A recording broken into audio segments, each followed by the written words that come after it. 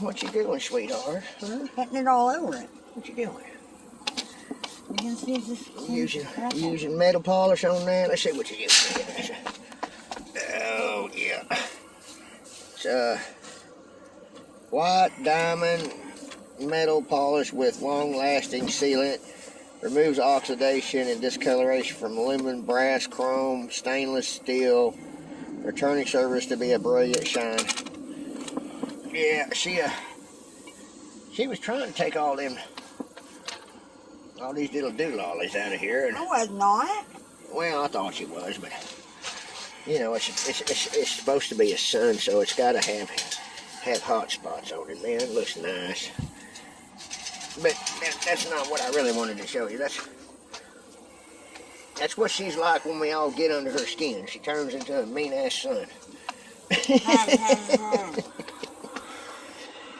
Anyways, I wanted to show everybody what my wife did all by herself.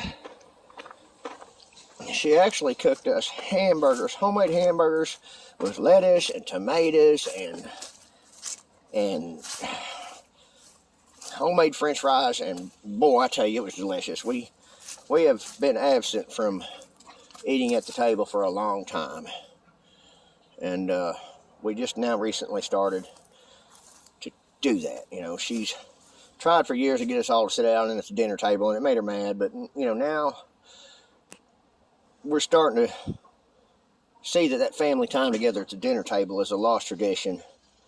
And now that I don't have a job and I ain't working so late no more, and she's home in the afternoons before she goes to work, she starts making us dinner, and I'm loving her right now so much. She's doing a lot better. She's been absent off the channel because, well, let's just say this: sometimes it's better just to,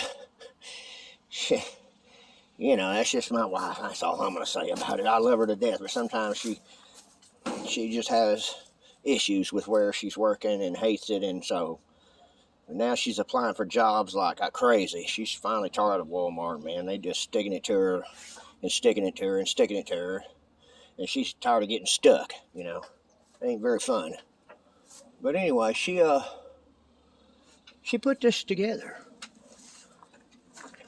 It's a tongue and groove panels, you know, and she even surprised me. She's smart enough to figure out that it had to have fall. You know, it does have a fall. I don't know if you can see that or not, but it has a slope to it, fall. And she needed a place to put things, and she was really smart enough to put pallets on the floor because we needed a place to put a few things. But our paradise is falling apart. We're renting this place, and the landlord doesn't want to replace none of these fences. So I guess we're just going to do the best we can to fix it. You know, they're all falling down everywhere. There is a chain link fence on the other side, so it's just one of them things, man. I mean, when you rent a place, you just rent it, you know, and the landlord, he doesn't want to spend the money to repair and finish it. And I even went through all this and made me a little man cave out here and put me a jacuzzi out here, and we're just holding things down as best we can. But I was very proud of her on that one. She put them fences together and did a nice job of it. You know, she used fence panels instead of new ones. Man, I'll tell you what, she surprised me. Stay out of the stuff, Toothless. There's nothing in there. Stay out of stuff. Stay out of it. Stay out of stuff.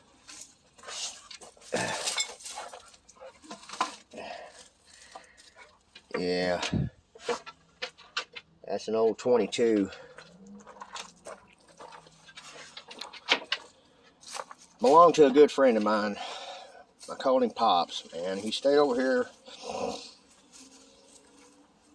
it was really a hard decision to make. I already miss him. I love him a lot. And now that everybody that knows us both thinks I'm a bad person, I tried to help him as much as I could, but when you get poop on yourself and poop all over the refrigerator and eating rotten food and living in the dark half the time with the lights off for 2 weeks and not even coming to tell anybody that, you know, that's happening, and then the city calls you and tell you your water bill's sky high and you got to find out why your water bill done went up $300 in the last month, and you go out there and he's got the water running in the sink and didn't even bother turning off, you know. It comes to that point to where, what do you do? It broke my heart, man. It really did. I couldn't turn to nobody. The parole officer come over here and he knocked on the door, and so I pulled the parole officer aside and explained to him the situation and told him I don't know what to do. So we tried to get him to volunteer to go into assisted living, and he didn't want to do that. He said it cost too much because he didn't get that much of a check. You know, he's on disability. And then we tried to get him in, you know, maybe check to a nursing home. He don't want to get in a nursing home. So we talked him into going to a halfway house. And he did go to the halfway house. And I dropped him off over there. And he took one look at it after I left and said, he made the decision he wasn't going to stay there. He went back to the parole officer and said, I don't want to stay there. So the parole officer and me come up with everything we could, you know. We tried talking him into doing a lot of, you know, we had given him options, and he didn't want to take none of them. And in the end,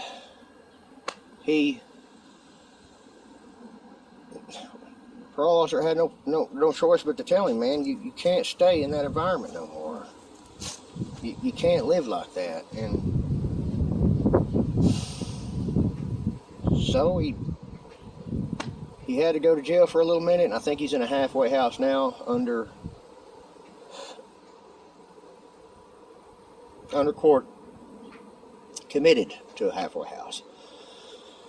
And so hopefully he even lost his truck, you know. I tried to get a hold of his family, and, you know, it's,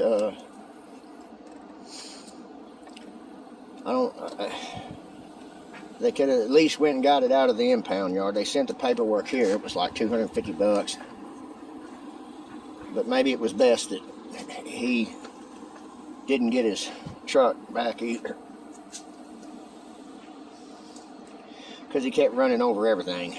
I mean, he was wrecking it about every other time he got in it. So it's just one of those things, man, where I'm the bad guy now, by the way. You know, somebody's been spreading rumors about me that I'm the bad person. I shouldn't have did that, you know. And he's probably watching this channel, and I'm just here to set the record straight. I did not force him into going to anywhere. He forced himself to create what happened.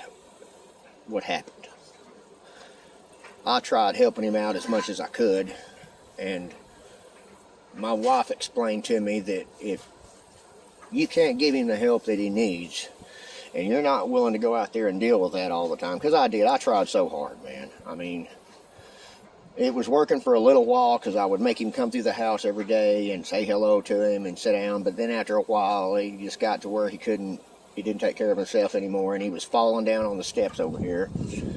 So I had him, you know, he was actually falling, you know, every other time he went up the steps. So I told him, look, I'll get your horn or something if you need help, you know, coming up the steps and down the steps. We even thought about making ramps or something for him.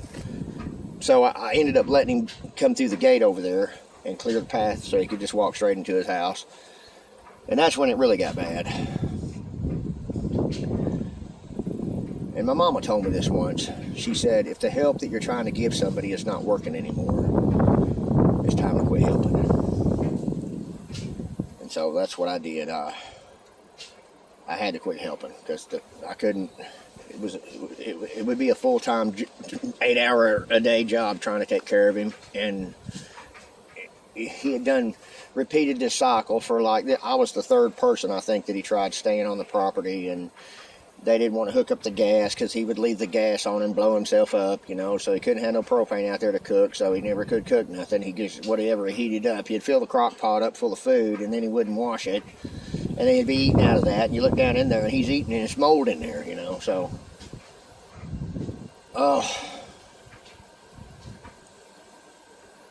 it's just a very hard thing to go through, and I don't think I'm going to be putting my family through that, man. I hope if I get that bad, I think I'll just put a bullet in my head and get it over with quick instead of doing it slow like that. I'm kind of like him. I don't want to live in no nursing home. But I tell you this, halfway house would have been a lot better. He didn't like it because there was crazy people in there talking to the ceiling and stuff. I tried to tell him, damn, dude, you can have fun with them kind of people, you know? And then the next day, they don't remember who you are, so they don't hold a grudge. I tried to tell him that. But he had his mindset that if he had to stay in that kind of place, he was considered to be like the rest of those people in there. And there were some bright, intelligent people, and there was people in there that talked back and forth and just fine. But then there was those others in there that was going nuts and rocking back and forth and, you know, acting funny. But I've been into a mental hospital when I was a child, you know, so I know that there's crazy people out there, and it doesn't mean you're crazy at all just because you're in that environment. It's just a hard decision all the way around. It's a lose-lose for everybody, and feelings are hurt now, and I hope no one holds no grudges against me, and I hope the person that spreading these rumors around quits, because that's not fair, because I was the reason why he made it this far instead of having no place to go in the first place, because he you know, the last place he was living at, they got fed up, and it was part of his family, and he didn't want to move in the house with him. They offered to let him move in the house. He didn't want to move in the house with him. He wanted to stay in his damn trailer, so he went out and bought that truck and hooked, and he didn't even get it 30 minutes down the road after he bought it and ran into something and messed the front end up and damaged the radiator. And so, you know, he traded his horse trailer to get it fixed up, and then the second time, and third time, and the fifth time, and the sixth time, he started running into shit, and he ran into my truck and didn't put a big old slice in the side of the ass of it, and that didn't hurt my feelings much. It kind of did. I can fix it, you know. That's just material things, you know. You can fix that. I was worried more about him and his safety. You couldn't ride with him, he'd scare the shit out of you. But anyway, I'm going to let it go. And I'm praying for everybody. Pray for him to come to his senses. Because the very last step, if he doesn't make it in this other halfway house, is going to be an old folks home, and they're going to lock the doors on him. I'm hoping that he comes to his senses and realizes that if he goes voluntarily into a place, he can choose what place he goes to. If he keeps saying nope, nope, nope, nope, then they're going to force him to go into the place, because it just comes a time where what are you supposed to do, you know? And I'll get off here and let it alone, but I do miss him. And I'll see y'all later.